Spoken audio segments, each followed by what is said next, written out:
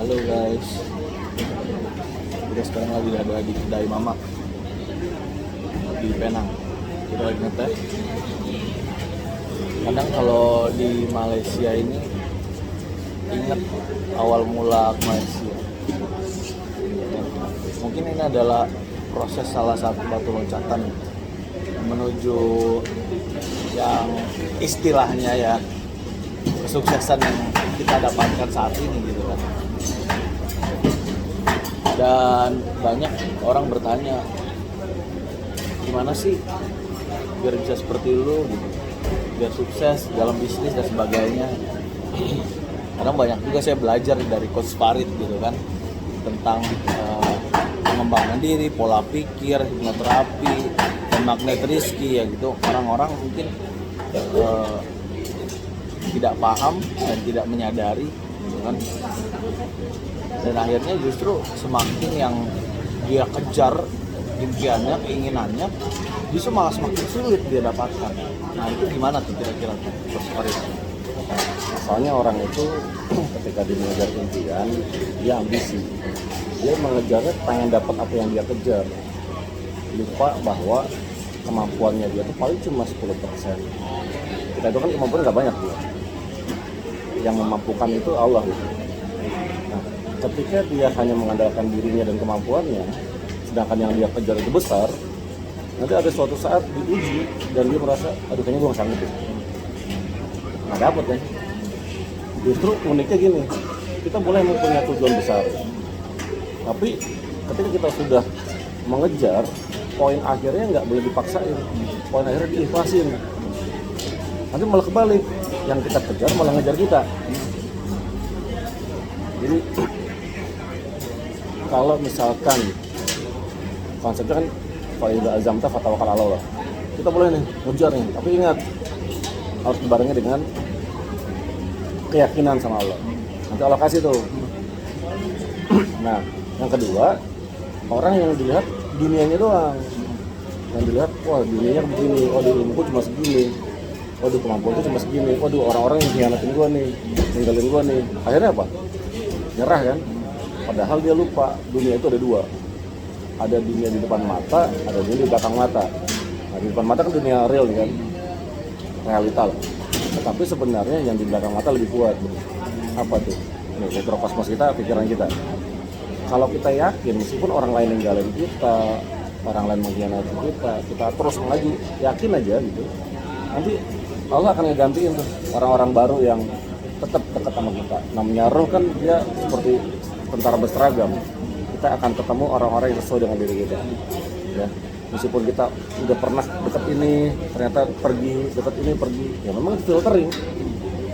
Cara Allah memisahkan kita dari orang-orang yang nggak cocok dengan kita. Gak usah kecewa-kecewa banget, itu kita bersyukur dong, ya nggak? Berarti akan ada penggantinya yang lebih baik.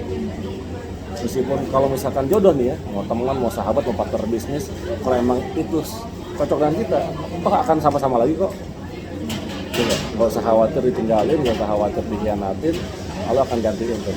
Nah jangan sampai yang kayak gitu itu merusak mindset kita, akhirnya nggak berani tuh buat lebih besar tuh. Kayaknya saya nggak mungkin deh, kayaknya orang nolak saya semua deh.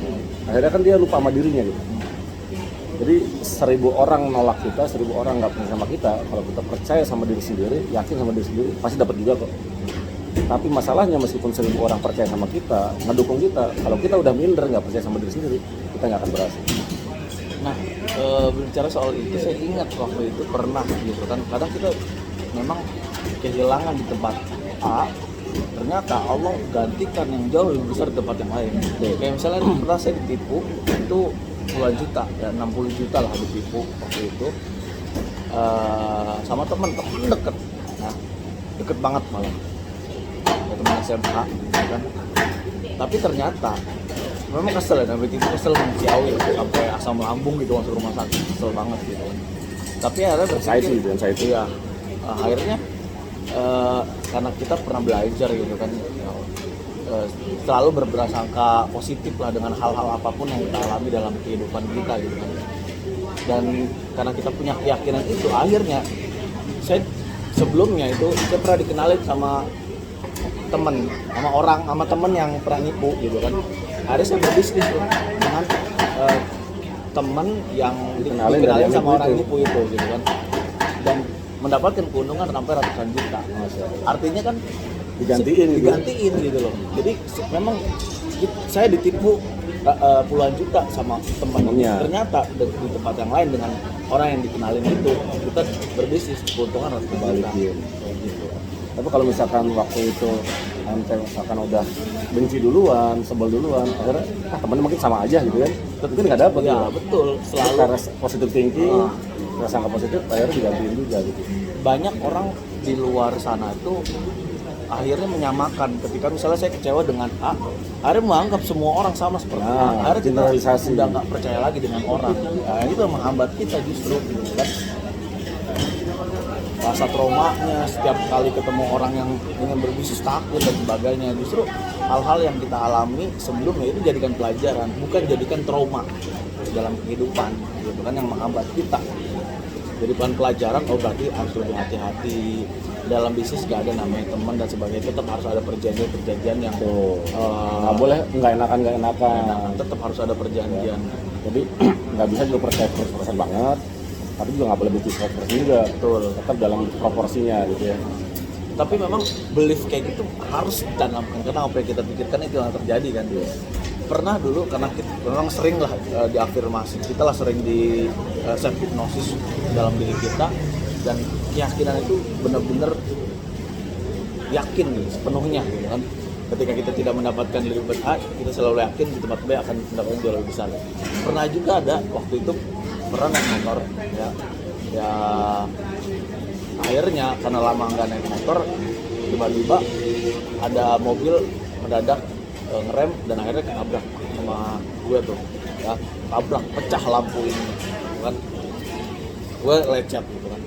Nah, dan akhirnya padahal gue udah siap ganti, udah siap gitu, kalau misalnya harus minta ganti gue ganti gitu, tapi ternyata orangnya keluar bilang ya udah mas obatin lukanya biar saya ini saya ganti sendiri gitu loh. Itu menurut saya kebaikan yang saya dapatkan itu akibat dari kebaikan saya yang sudah lalu saya pernah lakukan. Karena apa? Dulu pernah waktu saya pernah mencoba bukan di jalan lah naik mobil gitu kan, tiba-tiba ada orang pacaran mungkin meleng kali ya, tiba-tiba nabrak mobil gitu kan. Tapi saya biarin aja sampai temen orang, lo kok diem aja sih gitu kan. Itu terus mau ngapain? Marah gitu kan. Marah tambah masalah ya. Marah juga selesai masalah. Terus minta ganti kalau dia bisa ya ganti, kalau nggak bisa gimana? Kita nggak bisa memaksakan orang. Kecewa kan, doang. Gitu. Kecewa doang. Wah sampai ya udahlah. Kalau saya selalu bilang kalau misalnya kamu bisa ganti, kalau nggak bisa ya udah nggak apa-apa gitu kan. Tapi lain kali harus hati-hati. Kayak gitu aja. Jadi ya udah. Dari situ dibalas lagi yang tadi. Kayak gitu loh. Jadi konsepnya benar tuh. Ahsan mulia anfusikum wa tasakum falaha itu. Kalau kita berbuat baik ke orang, sebenarnya kita lagi berbuat baik buat diri sendiri. Betul. Kalau kita jahat ke orang pun, jahat itu akan balik lagi ke kita gitu. Jadi tetap harus berlaku baik buat siapapun. Meskipun orang yang nyakitin kita gitu. Betul. Tapi secara logika tetap dia pernah ngecewain, pernah nipu, untuk kerjasama di bidang itu no. Tapi rasa benci nggak ada. Betul. Makanya sampai saat ini tuh kadang orang tanya, saya tuh dibilang tipe orang gue nggak bisa marah, nggak bisa benci, nggak bisa kesel wajar ya, tapi nggak bisa marah sampai benci, sampai ngomongin orang jelek-jelekin itu nggak bisa banget. Kalau misalnya hal itu terjadi, kayaknya bukan gue banget gitu kan. Hati akan bertolak belakang, bertentangan lah gitu kan. Makanya ada hal-hal yang mengecewakan, misalnya orang jelek-jelekin, nggak pernah sedikit pun gue balas jelek-jelekin gitu kan.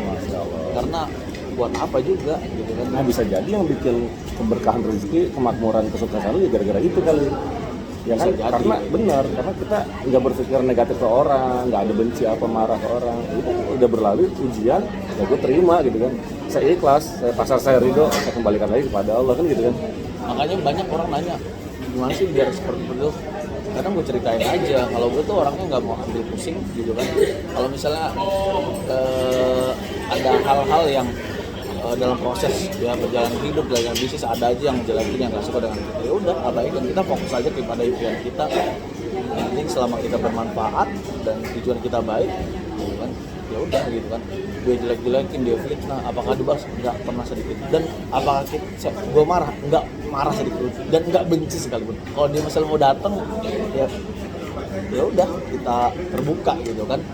Jadi kayaknya kalau ditanya rasa benci itu kayak gimana, nggak tahu gimana tuh benci itu Asik, Bang. ya. Suka bingung gue benci itu kayak Sampai gimana. akhirnya lupa gitu ya. Iya, Rasa marah benci itu kayak gimana gitu. iya bingung gue juga. Jadi teman-teman bisa jadi ini mindset yang harus benar-benar teman-teman tiru deh buat meningkatkan keberkahan rezeki, kesuksesan.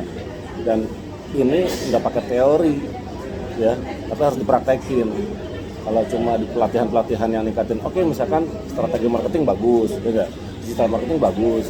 Tapi yang ada yang lebih penting dari itu adalah mindset kita, Betul. ya nggak?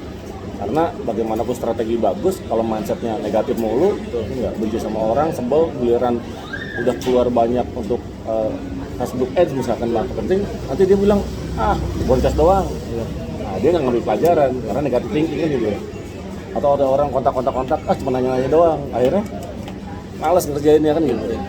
Bener, kita harus selalu berbahagia atas diri sendiri dulu, bukan karena orang lain. Mantapnya bos Maman. Kita sambil makan ada roti canai. Memang basicnya itu adalah sebenarnya ikhlas pasrah sih. Ikhlas pasrah artinya kan kita tidak lagi dihantui dengan rasa takut, rasa khawatir. Apapun yang terjadi ya udah. Itu basicnya kan kayak gitu ya. Keren. Itu nggak? Betul. Ikhlas pasrah. Jadi makanya itu konsep tadi yang di awal kita bicarakan soal bahagia dulu baru sukses, itu sebenarnya kayak gitu, ketenangan dalam menjalani, tidak terus dihantui dengan rasa takut ketika kita menjalani kehidupan atau menjalani bisnis ya. Itu ketika kita tenang, tidak khawatir, itu kita sudah bahagia. Betul nggak? Betul nggak? Itu konsep bahagia. Aku jadi ingat kata Sujiwo Tejo gini, menghina Allah itu bukan dengan cara bakal Quran, mencaci maki Nabi dan sebagainya. Kita khawatir tentang rezeki hari esok pun udah seperti menghina Allah. Berarti kita nggak yakin nih, Allah maha kaya, maha pengasih, maha pemurah gitu ya. Nah kalau kita selalu berpikir positif, bahagia terus, yakin aja rezeki pasti ada, sama aja kita berpasrah, bertauhid. Jadi terima, ikhlas, pasrah, ridho dengan penuh keyakinan gitu ya. Kayak misalnya ini aja deh, waktu gue susah lah, kan gue pernah numpang tuh di tempat dulu ya selama setahun gitu kan, waktu itu nggak bisa bayar kosan, akhirnya numpang di ruko kan, Ciputat. Nah, pernah nggak lihat walaupun dalam keadaan susah, makan susah, biaya hidup sehari-hari sulit, penampilan gue kayak orang-orang Nggak ada, enggak kan? nggak ada. Sikapnya, mentalnya Betul. Meskipun kantong kosong, tapi penampilan, cara jalan, senyumnya, kelihatan orang punya. bener. Jadi itu kok. Jadi kalau misalnya ada teori-teori yang gue sampaikan, itu bukan hanya sekedar teori karena sudah mempraktekkan. Betul. Jadi kalau dalam konsep NLP itu, if you cannot make it, fake it. Kalau kita belum mendapatkannya, maka berpura-pura dulu seperti sudah dapat. Nah, itu. Maka dengan demikian mental kita, ya kan, jiwa kita settingnya itu udah seperti orang yang sukses gitu ya. Nanti dunia akan mengikuti gitu. Keren nih. Tough become a thing. Apa yang kita pikirkan, apa yang kita konsep dalam mental kita akan menjadi kenyataan. Itu luar biasa ilmu hidup tuh. Makanya teman-teman tuh yang sekarang baru ingin memulai bisnis atau ada banyak hal dalam kehidupan, kok hidup gua nggak maju-maju, nggak berkembang penuh, mungkin ada yang salah dalam diri pikiran kita kan, seperti itu. Makanya yang harus kita selesaikan itu adalah diri kita dulu gitu. Jangan fokus ke orang lain gitu. Kadang banyak orang nggak sadar gitu, yang menghambat dirinya sendiri, menghambat dirinya dalam hidup itu dirinya sendiri gitu. Rasa khawatir, rasa takut, masih mikirin orang-orang yang ngomongin kita, nggak usah dipikirin. Justru menghambat produktivitas ya. Itu fokus aja. Dan gue selalu menyampaikan kalau misalnya kita masih fokus kepada orang-orang yang nyinyir, yang sering ngomongin kita, yang sering jelek-jelekin kita, fokus ke sana, artinya impian kita masih terlalu kecil gitu loh. Karena apa? Ketika kita memiliki impian yang besar, boro-boro buat mikirin orang lain, orang-orang jadi mikirin impian kita yang besar aja, pusing buat nggapain gimana, strategi apa yang cukup habis energi ke situ aja gitu ya. betul gitu. Malah jangan dibalik, habis energi buat mikirin orang gitu ya. Yang nggak suka dengan kita, yang nggak ngedukung, udah biarin aja gitu. Betul. Makanya kalau misalnya ada yang masih sempat untuk mikirin orang lain, upgrade impiannya dah.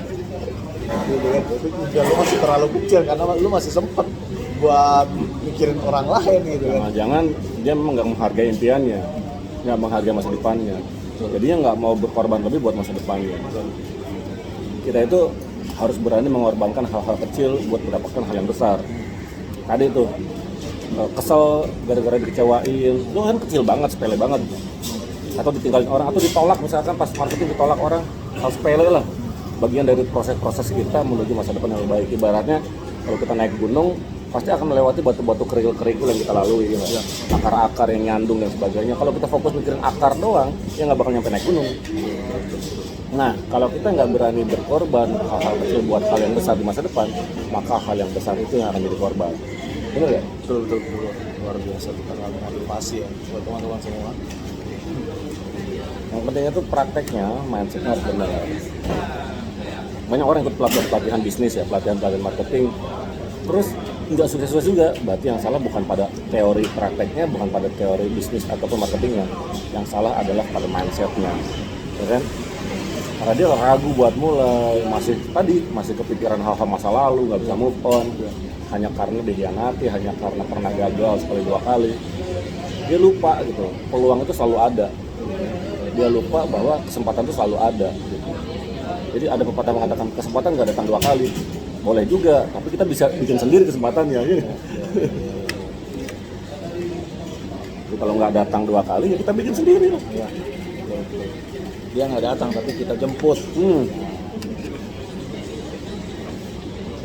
Pintu rezeki itu banyak, nggak cuma di kampung kita, nggak cuma di halaman rumah kita, nggak cuma di kota kita. Tapi kalau kita mengatakan, gua kalau nggak di Jakarta nggak punya duit, gua kalau nggak di Bogor nggak punya duit, gua kalau nggak kerja ini nggak punya duit, dia membatasi rezekinya sendiri. Padahal bumi ini dimanapun kita berpijak pasti ada rezekinya. Enggak. Faktanya orang yang di atas gunung bisa makan, bisa dapat duit juga. Orang yang di tengah kota pun sama. Nah, kalau kita nggak ngebatasin rezeki, maka dimanapun kita berada, ya rezeki akan Allah kasih juga.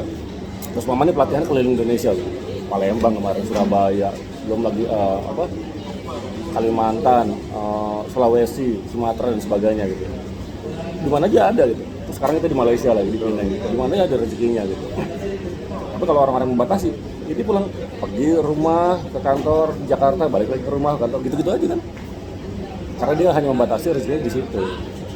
Belum lagi perjalanan stres, bete, ya enggak, macet, waktunya kejar-kejar. Kayaknya hidup nggak enak banget kayak gitu. Jadi kita tuh harus nikmatin hidup. Betul. Selalu bahagia lah. Nah, Jangan memberikan kesempatan pada diri kita untuk tidak bahagia. Orang mungkin di luar sana bicara dengan macet, ya sering disampaikan tuh. Orang di luar sana mungkin ketika dihadapan kemacetan stres, kesel, marah gitu kan. Makanya banyak serempet dikit langsung bacok gitu kan. Emosinya tuh meningkat pada saat dihadapkan dengan kemacetan. Nah, kita ketika stres kan imun kita akan menurun. Ketika imun kita menurun, virus akan mudah masuk dan kita akan mudah sakit, mudah drop. hubungannya itu begini. Karena kita tahu pengaruhnya tidak bagus untuk diri kita tidak izinkan itu masuk ke dalam diri kita. Makanya kita ketika hal itu terjadi, kita katakan dalam diri kita, semakin dihadapkan dengan kemacetan, saya semakin bahagia, rezeki saya semakin berlimpah, saya happy. Itu katakan dalam diri, kan? Jadi maksudnya perasaan bahagia itu bukan karena keadaan, betul, tapi kita yang nentuin. betul, Ya kan? nah, itu. Mau macet, mau lancar, ya bahagia gitu. Betul. Mau ada yang dukung, nggak ada yang dukung, jalan bahagia Betul, juga. Gitu, betul. Nah, itu dia. Jadi kita yang nentuin gitu. Betul. Boleh tuh kata-kata dipakai tuh. Meskipun saya ditolak, saya tetap bahagia. Meskipun saya nggak didukung oleh teman-teman dan saudara saya tetap bahagia, saya tetap semangat. Meskipun saya berjalan sendirian, saya tetap maju sendirian gitu. Ada istilah dalam ilmu pesantren bro, bukan maju karena dibantu, tapi dibantu karena maju. Nah, ya kan? Kalau kita maju karena emang dukungan-dukungan orang, bantuan-bantuan orang biasa. Ya. Tapi karena kita berpikiran maju, kita jalan terus, orang ngelihat kita bagus, yang ngikut dah sama kita tuh. Gua gabung deh, karena lu keren, karena visi lu bagus gitu. Itu yang luar biasa. Itu sama halnya ketika kita mendekati orang-orang sukses, juga orang-orang yang sudah kaya raya, konsepnya adalah ketika untuk menarik mereka jangan kita minta gitu loh, tapi kita berikan value. Kita beri, kita traktir dia gitu loh. Walaupun sebenarnya dia lebih kaya gitu kan. Gitu. Benar-benar Itu kan konsepnya sama seperti tadi gitu kan. iya. Kalau misalnya orang udah di apa? Udah diminta dulu gitu kan. Orang udah takut gitu. Nanti kita kalau ketahuan mental tukang minta. Wah dia datang kan minta tolong nih. Dia kan minta kerak dan ya. Enggak. Prinsipnya bukan take and give. Jadi gue dapetin dulu baru gue ikutan ngembang. Enggak. Bukan tentang apa yang saya dapat, tapi give and give. Apa yang saya bisa bantuin nih? Apa yang sumbang sih value ke ide, gagasan, tenaga yang kita bisa kontribusin buat orang lain, sehingga orang lain merasa kita tuh bisa ngasih manfaat, dia bisa kerjasama dengan kita. Betul. Nah itu dia. Yang menjadi masalah kalau kita pengen punya tim, yang lain punya skill yang bisa disumbangin untuk kerja sama tim, kita cuma belongok doang gitu. Lama-lama ditinggalin gitu. Dulu juga waktu pernah masih kos gitu kan, namanya anak muda ya dulu, kita ya menjalin asmara gitu kan, dihianatin pasti sakit hati, kesel gitu kan, marah, dendam. Tapi karena gue tahu itu pengaruh tidak bagus untuk diri kita, karena pernah belajar juga tentang alam bawah sadar pikiran, itu pengaruh sangat luar biasa gitu kan. Makanya setiap kali ada hal-hal seperti itu selalu diubah, di-switch ya. Orang di luar sana mungkin kalau dihianati sakit hati, saya semakin dihianati semakin bahagia, rezeki saya semakin berlimpah, saya semakin semangat. Jadi pengkhianatan itu bukan membuat kita semakin down, tapi justru malah semakin kita semakin semangat. Ibarat trampolin ya, semakin ditekan bukan tembus ke bawah, tapi semakin ditekan semakin mantul ke atas. Jadi mental trampolin bukan mental lumpur. Orang-orang mental lumpur ditekan tenggelam dia. Tapi mental trampolin ditekan dia mantul ke atas. Semakin orang mengkhianati, justru kita akan menunjukkan bahwa saya akan tunjukkan dengan prestasi. Capek. Dan akhirnya ya terbukti lah. Apa yang kita praktekkan dulu, walaupun nggak tahu teorinya, akhirnya Sekarang panen. efeknya sekarang gitu loh. Iya. Berarti sabar juga. Iya. Jangan nunggu cepet-cepet pengen sukses. Itu jelas salah satu kunci sebenarnya. Sabar itu salah satu kunci. Kebanyakan orang nggak sabar gitu. Jadi bukan berarti ketika dia mencoba dia nggak berhasil, dia nggak sukses. Dia kurang sabar aja. Terlalu cepat untuk memutuskan untuk mundur gitu loh. Coba kalau dia sabar. Ketika sabar pasti kan konsisten dia. Yang lu bilang kemarin, kalau dia bertahan di tahun pertama, maka tahun kedua selalu akan lebih cepat. Betul. Tapi kalau tahun pertama udah ya baru 3 bulan 4 bulan dia mundur ya gitu ya. Iya. Maka kemungkinan besar dia nggak akan ketemu untuk ganti lagi. Betul. Makanya dalam bisnis itu yang terpenting bukan bagian, yang terpenting itu sebenarnya konsistensi. Percuma kita memulai bisnis, makanya saya nggak terlalu cemburu tuh dengan orang-orang yang ngikutin bisnis pola bisnisnya niru gitu kan. Terus dia akhirnya banyak, selalu banyak tim kita yang nanya, kok nggak di ini dan nggak pengelola sikapnya biasa aja dan sebagainya. Itu berapa lagi? Saya bilang kita lebih kalau ada pelajaran pesantren tuh al-fadlul muqtadim, sebaik-baik yang niru tetap yang pertama awal lebih baik gitu kan. Jadi kita sudah bertahan sampai lebih dari 5 tahun, 7 tahun gitu kan. Itu udah luar biasa. Orang baru mulai belum tentu bisa bertahan selama kita. Iya, betul. Gitu kan. Dia baru awal-awal, belum tentu 1 tahun bisa jadi dia udah collab lagi, mundur lagi. Kita udah luar biasa sampai bisa bertahan sampai 7 tahun. Jadi ya udahlah, biarin aja gitu kan. Belum tentu juga ya, dia bisa bertahan gitu aja pikirnya. Kalau misalnya teman-teman ada yang teman-teman masih merasa wah ada tetangga gue niru bisnis, udah nggak usah khawatir gitu loh. Lu lebih dulu, lu masih udah bertahan lama, itu udah bagus. Belum tentu yang niru itu bisa bertahan selama yang konsisten gitu kan.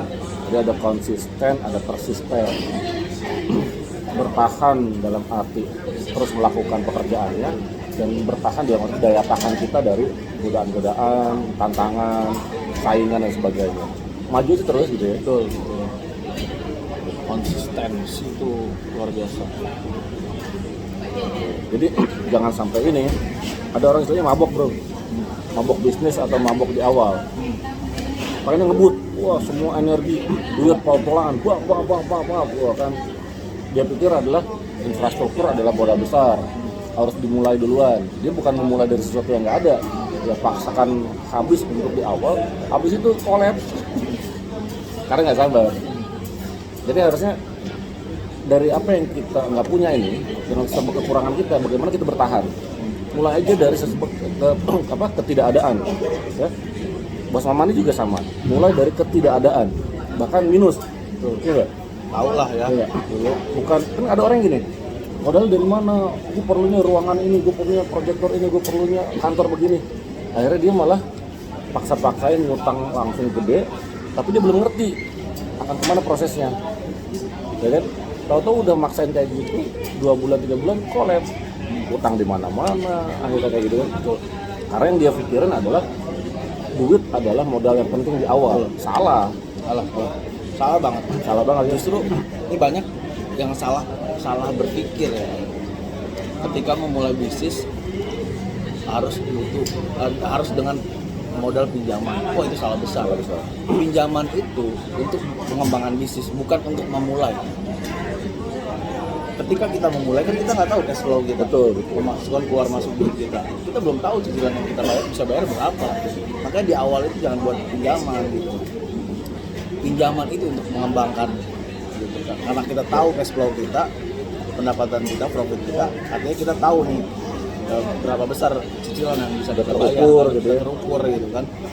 Nah, makanya banyak yang salah tuh ketika ada yang datang, gue pengen mulai usaha cuma belum ada modal. Lo jadi reseller, jual produk orang dulu, pernah gue memang nggak ada modal dan gue nggak pernah ngaluh juga. Jadi orang punya barang, gue jual, orang dari dia 50 gue jual 100.000. Akhirnya keuntungan yang gue dapat gue kumpulin, akhirnya buka lah usaha. Walaupun setelah usaha pertama itu nggak berhasil juga, ya tadi sewa kios 6 bulan malah berjalan bisnis cuma 2 bulan gitu kan. Ya itulah, tapi tetap pelajaran gitu kan. Banyak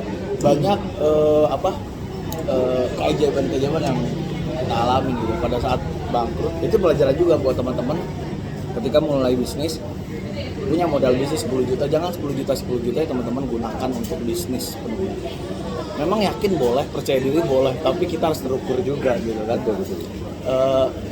Dan kita realistis, namanya bisnis apalagi untuk pemula, kita yang belum ada ilmunya, resikonya besar banget gitu loh. Ketika misalnya kita gunakan seluruh 10 juta untuk bisnis, tadi kita udah sewa tempat 6 bulan, tiba-tiba bisnis jalan cuma 2 bulan, 1 bulan nggak ada pemasukan, 2 bulan nggak ada pemasukan juga gitu kan. Akhirnya kita pikir, bingung juga ini buat bayar kosan gimana, buat makan sehari-hari gimana. Akhirnya kita jual lah barang-barang yang ada gitu kan. Akhirnya gitu karena kita nggak punya backup gitu. Ya, gue ingat banget dulu lu sering itu beli handphone ntar jual lagi buat puter lagi. Nah, iya. Cari barang-barang second, beli itu jual lagi buat muter lagi. Pernah betul, ya? Betul. Itu ada aja cara gitu kan, karena kadang orang tapi mungkin bertahan buat nggak ngutang gitu ya. Itu ngutang sih, ngutang. Jadi itu kadang luar biasa ya. Kadang banyak orang mungkin nggak sampai kepikiran ke sana gitu, tapi selalu ada ide yang muncul yang out of the box. Kayak misalnya gini, pernah nggak punya duit sama sekali, bingung minjem, nggak ada yang bisa dipinjemin gitu kan, nggak pegang duit sama sekali gitu kan. Ini mungkin karena belief juga gitu kan. Ada aja tiba-tiba bingung, kalau misalnya kita punya duit 5.000 enak lah buat isi bensin, bisa kemana-mana, ada peluang. Ini nggak punya duit sama sekali, di kosan diem bingung sendiri waktu itu. Akhirnya ada temen yang datang, temen SMP itu waktu masih bisnis di Karawaci sebelum tinggal di ruko kan. Setelah itu baru tinggal di ruko kan, karena udah nggak sanggup lagi bayar gitu. Akhirnya ada temen datang, akhirnya terakhir bakso, akhirnya bisa tuh makan bakso. Nah sorenya diajak ke rumah guru SMP gitu kan. Silaturahim ke sana, ngobrol-ngobrol, ternyata guru SMP ini jual beli laptop. Nah, karena guru ya, gua muridnya, ya dia percaya gitu. Akhirnya tanpa jaminan apapun, akhirnya gua ambil tuh laptop ya. Harga laptop itu 2,5. juta, ya cicilan 250.000 selama setahun. Nah, tapi laptop itu bukan untuk dipakai, tapi untuk dijual lagi dengan harga 1,8. Itu nggak perlu bingung. Untung. Beli 2,5, jualnya 1,8. Untung belajar. Untuk belajar. Jadi itu rugi kan? Rugi. Secara logika rugi. Kalau dihitung dari duitnya iya. Duitnya rugi gitu kan. Nah, kenapa mikir begitu? Karena dalam posisi itu gua udah bukan lagi memikirkan untung rugi, tapi memikirkan bagaimana bisa bertahan hidup. Gitu kan. Karena dari uang 1,8, 500.000 buat gue sisihin buat cicilan 2 bulan ke depan. Sisanya buat bertahan hidup. Karena kan dalam kondisi lapar kita nggak bisa mikir. Kalau kita punya pegangan artinya kita bisa ada transport lah untuk nyari peluang, nyari kerjaan dan sebagainya gitu kan. Nah itu ya.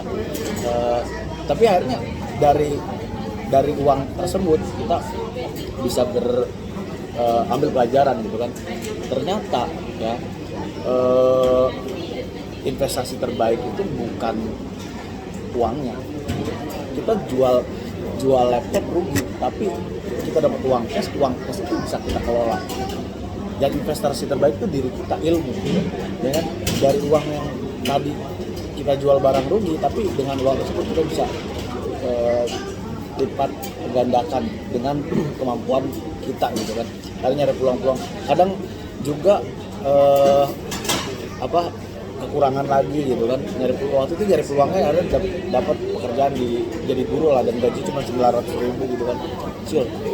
Tapi walaupun kecil gajinya, setiap kan di sekolah itu dapat makan kalau siang gitu kan, kadang ada 3 lauk, 1 lauk dimakan di sekolah, 2 lauk buat bawa pulang, makan di itu udah nginep waktu ngajar bawa pulang gitu kan, makan di ruko gitu, itu setiap hari gitu kan. Bayar ada cicilan yang harus dibayar gitu kan, kadang ya di lubang tutup lubang. Caranya kadang kalau misalnya kurang ada home credit gitu kan, itu home credit kan dia modal KTP kita bisa dapat handphone, itu di counter tuh ada tuh.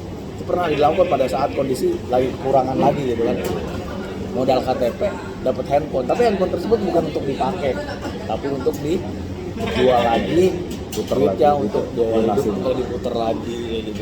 Dan akhirnya bisa bertahan sampai sekarang. Iya. Dan gue nggak ada permasalahan soal utang, nggak ada masalah. Dulu tuh nggak ada. Nggak ada sama sekali. Sudah selesai semua. Padahal logiknya ya, kita gaji 900.000, utang kita bisa bilang cicilan kita sampai 1,5 atau 2 jutaan. Secara logika kan nggak masuk gitu. Tapi ada aja. Karena bisa jadi yang bikin rezeki lu lancar bukan logika matematika tadi, tapi tadi keikhlasan, tetap senyum, tetap bahagia, menerima takdir. Jadi diganti dari sisi wah tiba-tiba cerdas gitu kan. Iya. Caranya gini. Kayak ada aja gitu. Mungkin orang nggak sampai begini. Iya. Ada itu rezeki juga sebenarnya. Makanya yang jadi pegangan buat hari ini kan gitu. Betul. Nah, jadi teman-teman bagus banget ya kisah ya. Kita itu jangan pernah menyerah gitu. Kalau kita udah nyerah duluan, udah negative thinking duluan dengan kehidupan, akhirnya masa depan kita malah kita nggak dapet. Kita nggak ngambil pelajaran dari masa lalu kita. Gitu. Sebenarnya dunia ini nggak pernah melunak, maka kita yang harus menguat. Kalau kita udah nyerah duluan, kita yang lunak gitu, ya dunia akan terus keras. Gitu. Ya, konsepnya gini, hidup itu emang perlu ujian, emang pasti diuji gitu ya. Tapi sebenarnya cara Allah menguji kita itu untuk ngecek kita ini kuat apa enggak. Kalau kuat, kita akan naik level. Dan ketika naik level, nanti akan ada ujian berikutnya. Setiap step, setiap level yang kita lalui dalam kehidupan pasti akan diuji lagi. Dan semakin kita bisa melewati ujian-ujian itu, level kita akan terus semakin tinggi. Ibarat sekolah gitu. SD, SMP, SMA, kuliah, S2, S3, makin tinggi terus kan. Nah, kehidupan itu lebih berat dari itu bro. Kalau kita sekolah, kita belajar buat ujian. Tapi dalam kehidupan, ujian itu adalah sebuah pelajaran. Iya. Jadi kalau manisnya kesuksesan yang dirasakan Bro Maman sekarang ini ya bukan tiba-tiba sukses seperti sekarang. Teman-teman udah dengar dari gimana awalnya dari minus terus nggak punya uang, gimana muter otak lagi supaya bertahan hidup. Ya alhamdulillah dengan kesabaran, dengan tetap mempertahankan kebahagiaan, positive thinking dengan kehidupan pada Allah, sampai sekarang Allah kasih panennya. Itu kesimpulan keren banget ya. Sabar, konsisten, tetap berprasangka baik pada Allah. Sangka baik. Padahal udah pernah ketipu berkali-kali. Iya, gue berkali-kali dan gue nggak pernah benci sama orang yang nipu. Cuman kita tetap harus ada jarak, Hati-hati. Itu pelajaran. Pelajaran. Bukan jadi bodoh juga gitu. Betul. Jadi bukan toxic positivity. Gue tetap berprasangka baik aja lah, meskipun udah tipu nggak mau tipu lagi gitu. Ya kayak gitu ya. Betul. Jadi kita boleh benci kepada perilaku jahatnya, Betul. tapi kepada pelakunya nggak boleh. Nah, ya nggak? Betul. Orangnya kita nggak benci. Betul. Bisa jadi orangnya tobat juga kan? Betul. Tobat, berubah, jadi baik. Tapi yang namanya kejahatan tetaplah kejahatan. Iya. Maksudnya kalau kita nggak suka ditipu, ya kita jangan nipu. Kita nggak suka. Ya. Meskipun yang melakukan itu keluarga kita sendiri, ya kita nggak suka tentang penipuan. Tapi tetap sayang sama keluarganya, kan gitu. Ini keren nih. Jadi kunci kesuksesan itu ternyata bukan hanya karena skill kita dalam berbisnis, bukan hanya karena skill kita dalam marketing, tetapi tadi itu prasangka baik, positive thinking, tetap bahagia, istiqomah, yakin, dan bertahan ketika diuji. Gitu. Dan ketika meskipun ujian berat banget, yakin Allah nggak akan ngasih ujian di luar batas kemampuan hambanya. Betul. Karena sejatinya sering kita sampaikan juga gitu kan, semua masalah yang ada dalam kehidupan, semua kesulitan yang ada dalam kehidupan itu ada masanya. Tinggal mana yang lebih kuat bertahan, diri kita atau masalah kita yang lebih lama, gitu kan? Gitu kan? Bener. Kalau kayak misalnya ada banyak tuh yang jelek-jelekin fitnah kita lah pokoknya. Saya selalu mengatakan, ntar juga berhenti sendiri. Capek juga Hanya sementara gitu. Sementara masalah itu nggak bakal abadi gitu kan, pasti ada masanya dan akan selesai dengan sendirinya. Tanpa kita selesaikan, dia akan selesai dengan sendirinya. Keren. Itu masalah tuh ya. Jadi udah jalanin aja. Akan berlalu begitu aja. Iya, nanti juga akan berlalu begitu aja gitu kan. Ya, tapi bukan berarti kita cuek, tetap kita berpikir dan tetap jalani dengan happy lah gitu. Jangan fokus kepada masalah.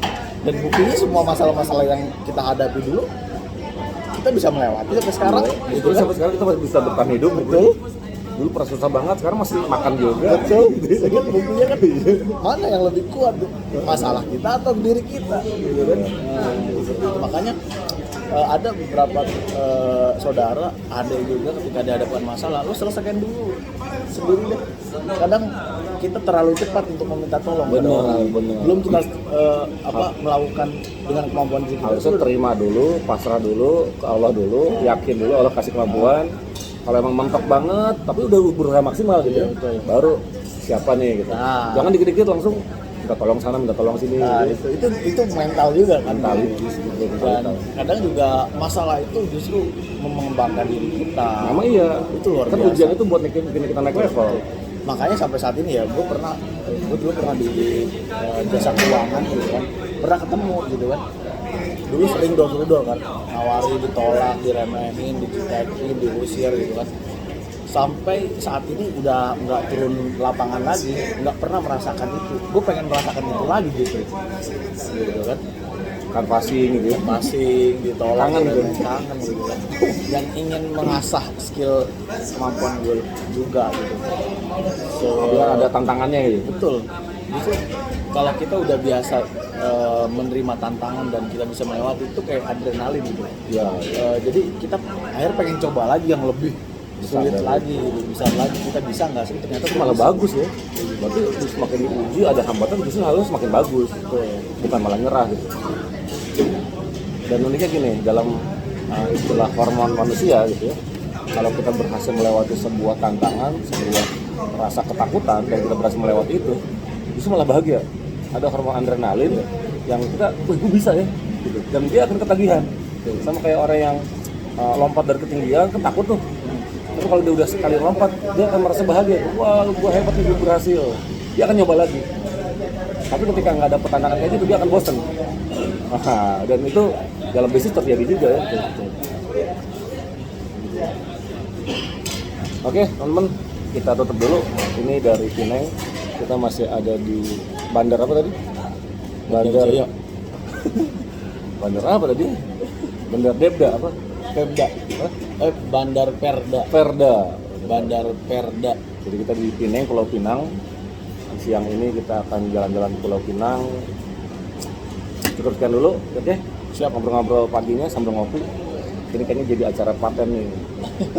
Tukang podcast keliling. Keliling. Bener kepikiran kayak gitu. Tuh cakep juga kayak gini. Nanti ketemu siapa, modal mic klip aja kan. Iya. Tukang podcast keliling kan ada. Di mana-mana podcast. Ya. Mana podcast Nggak kayak gini harus kan asik satu ngobrol tempat, ya. betul. Nah, oke. Mudah-mudahan manfaat. Nanti kita posting di YouTube. Jangan lupa subscribe channel kita. Oke. Assalamualaikum warahmatullahi wabarakatuh. Waalaikumsalam.